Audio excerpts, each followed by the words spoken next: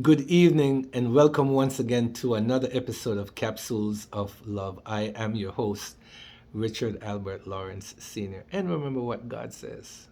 God says, yes, I love you. A resounding yes. I love you with an everlasting love. This evening on Self Love, Self Care, I want to open up a two parts to this one message: holding on, letting go. We're going to look at holding on today. We're going to do letting go next week. Holding on. What is it in your life that you're holding on to? If you realize a lot of times we cannot move forward because we're holding on to things, holding on to a grudge, holding on, not so much the unforgiveness, because I don't want to go there in this video, but sometimes we're holding on to things that are not good for us. It's like a child that has a favorite toy. Can't go nowhere without that little doll or without that little play toy. They go to bed, they sleep, they wake up, that toy. It's their thing. It's like a comfort. Sometimes we hold on to things that are negative because for some reason we feel empowered by the things that we're holding on to, not really realizing that those things are destroying us. So this message is not really long today. What is it in your life that is not healthy that you're holding on to? I can think of several things in my life. Even as I was preparing for this capsule of love, I had to ask myself, Richard, what are some of the things that you're holding on to that you need to let go? I'll just give you one example. So I never grew up with my father. When my mom first sent me to go see my father, I must have been about 6 years old. I remember it. I remember when my cousin took me to my father's house. I remember the street my father lived on. I remember when we went to his home and we knocked on the gate. I remember that he was doing some work on a neighbor's home, which was right beside them. And my father never stopped from what he was doing to come and even lay his eyes on me. That was the only opportunities, ladies and gentlemen, I had to actually see my father. My father died several years later when I was in my teenage years. My mom never did send me back to see him again. He never made an effort to come and see me, never wanted to have anything to do with me. I oftentimes wonder, what is it about me?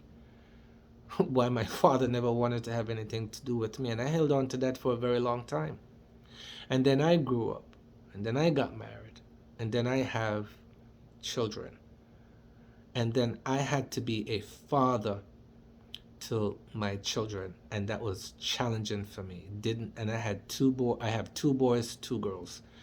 The two boys came later. The two girls were earlier. So it was easier to love my daughters. And when my first son came, I didn't know what to do.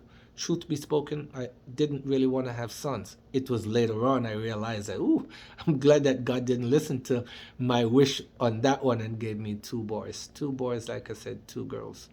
But it took a while for me to learn how to love my sons and learn how to nurture them and learn how to have them grow up to be healthy, men, strong men, not this weak stuff. Hey, when you're shaking another man's hand, make sure you give a firm handshake. It's okay if you cry. You understand? Yeah, because, yeah, they said, strong men don't cry. Not true. So, yes, but I held on to the fact that I never met my father. Had I hold on to that, do you imagine what that would have turned into? Anger, bitterness towards other men, maybe.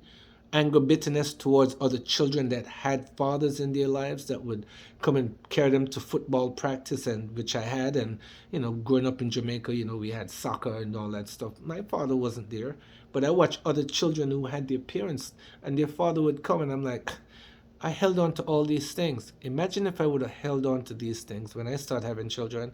I would have maybe repeated the cycle and did the same thing to my boys. But I decided, no, no, no, no, no.